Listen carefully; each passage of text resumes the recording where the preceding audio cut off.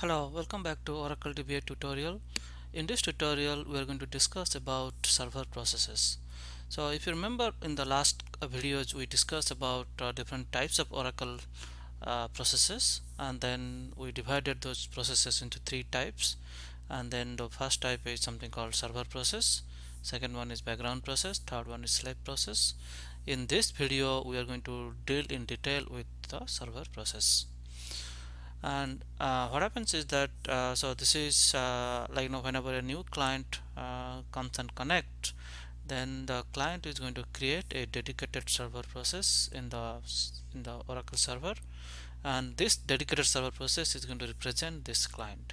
That means whenever this client is going to submit some kind of SQL statement or PL/SQL blocks and so on, then this dedicated server process is going to take care of this commands. Okay, so this is how it is going to work. So essentially what happens is that this client can be either in this machine or this client can be in another machine. And what Oracle gives you a Oracle client software, and which contain different types of libraries, and one of those library is called Oracle Net. So Oracle Net is a library which is a network library that is going to be sit in client, and that is going to bundle the commands and then send over the network to the dedicated server. And dedicated server process will also have a client library which is called Oracle Net, which will understand this bundled package and unbundle them and then give them to the dedicated server to execute or to run or to interpret. So that is called Oracle Net software. Okay, Oracle Net software basically is part of this stays here in the client side and part of this stays in the server side. So having said that, and then so whenever a client comes, and then we have a dedicated server, and then again another client too from some another machine, and then that when disconnect we will have another dedicated server process which is going to interact with the SGA like this. So as we in a dedicated server mode, as the number of clients goes increasing, the number of dedicated server also go increasing. So that means I have a one-to-one mapping between the client and the dedicated server. Then this may not be a good idea, whenever we have a lot of clients, and then remember that this dedicated server process is going to take something what is called PGA, program global area, right?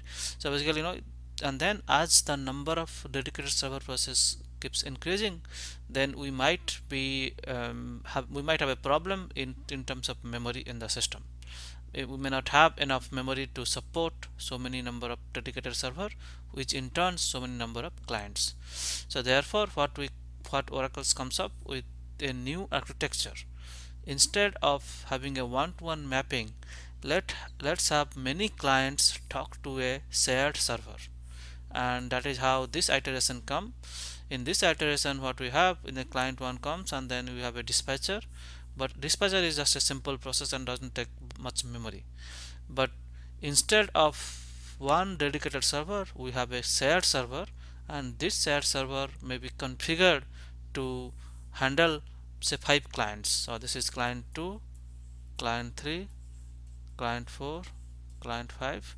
So all of them are connected to the server, and then all of them have a dispatcher. Say this is dispatcher 1, this is dispatcher 2, 3, 4, 5, because 5 clients, so 5 dispatchers, but they're all putting their request in the request queue, and then that request then only one shared server is going to represent all this client in the server.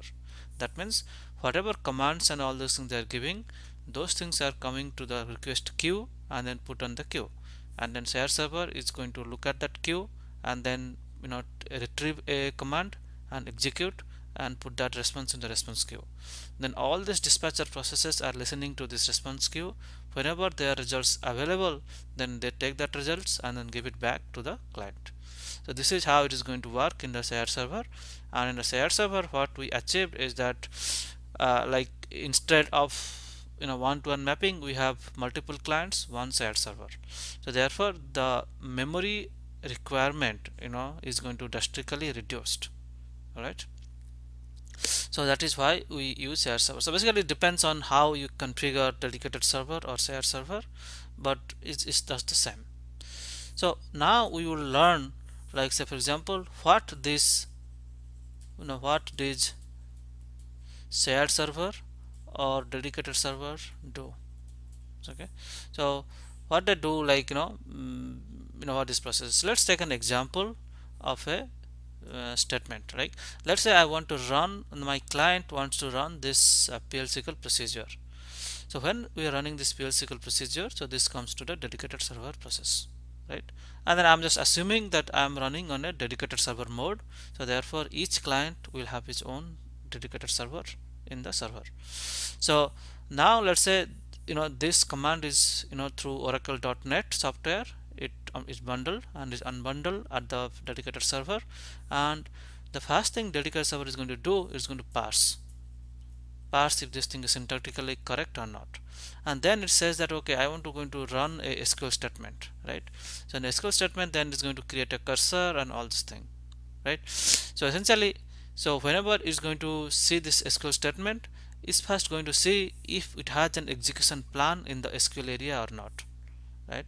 So if like this select star from whatever the select statement, if it does have a a parse representation of this SQL statement is available in the SQL area or not. If this is available, then it takes that one and try to execute. But if it's not available, then it will create, like the dedicated server is going to compile. It's going to compile this PL/SQL block and then put it in the shared pool, so that if somebody else is coming after this, going to use that one. And then whenever it's going to run this select star from EMP, it's going to check the DB buffer cache.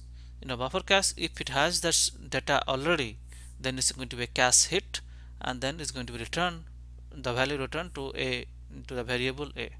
All right. So dedicated server is going to do, like it's going to check this buffer cache, and if it is not there, then it's going to go on and read from the database file and then put into the buffer cache. Okay, so what you are seeing here is that dedicated server is going to do almost everything that is needed to execute this program.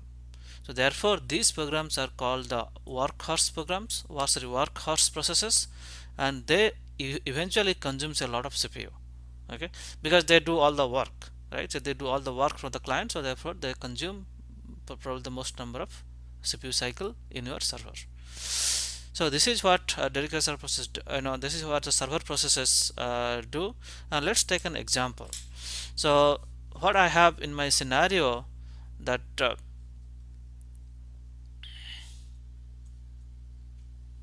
so let's change the page size. Okay, so I have a machine, a server that is running on Amazon EC2, on this called Amazon Web Services.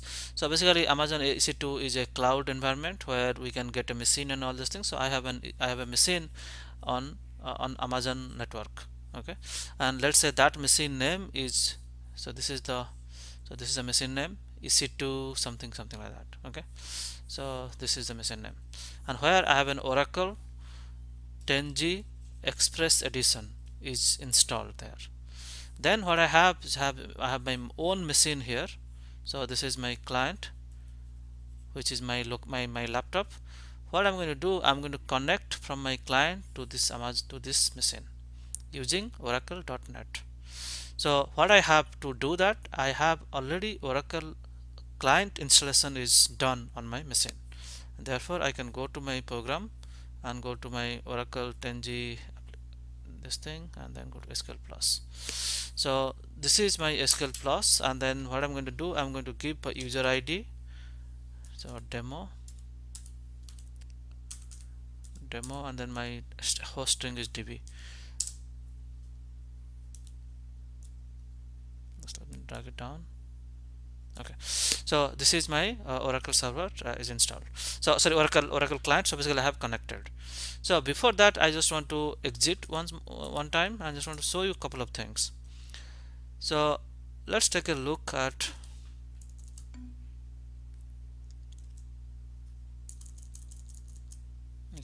So if I run this command, which is process minus ef grep oracle xe. So oracle xe is the server processes that how it is going to be on the Linux machine. Then what I did, I'm going to spit out all the oracle xe running at this point, and let me just give a count how many of them are right now. So I write wc minus l. So it looks like I have 12. Okay, so I have 12 oracle process is running at this point. Okay, the moment I'm going to connect using this client SQL plus, so I'm going to do demo slash xe, sorry, db. Okay, so still is not connected, so now it is connected. So if it's connected, let me try to see like how many things are right now. So if you see, notice that there is one more process that is already started. So what happened? So when I have connected using my using SQL Plus from the client, then one dedicated server process is created to serve this client. Alright, so to serve this client we have a dedicated server process, and then dedicated server process something like oracle xe. Next thing what I'm going to do, I'm going to do a top. So the top command is going to give me what are the which are the processes that is running right now, and then which are the top CPU consuming processes. So at this point, if you see that my 99.7% is idle, there's nothing really going on, and then the top process itself is taking probably 0.0% CPU, 0.1% memory.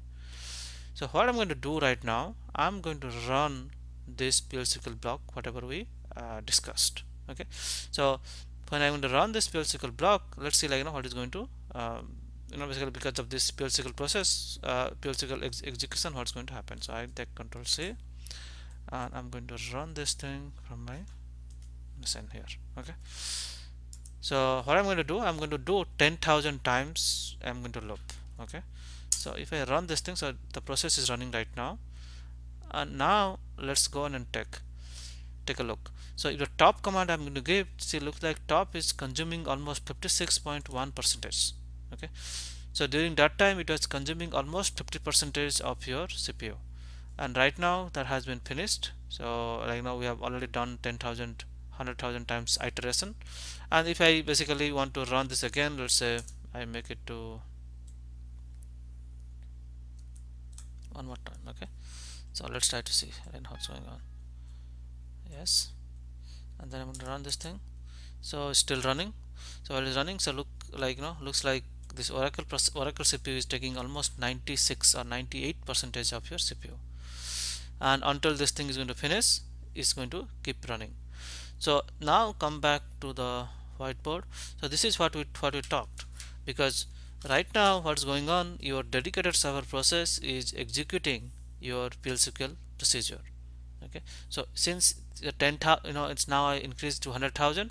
So essentially this select statement is being executed multiple times. That means for each iteration of the select, dedicated server process is going to check the SQL area, check SQL area for a parsed value of this query, and hopefully because this case it will find, because we have done it just before. Then whatever the results supposed to get is going to check in the DB buffer cache if there is a if there is a chance of a cache hit, and in fact it is. In this case we are always going to get when we have done the first iteration, we must have got the data from the file system to the buffer cache. Consequently, we are going to read from the buffer cache and give it the result back.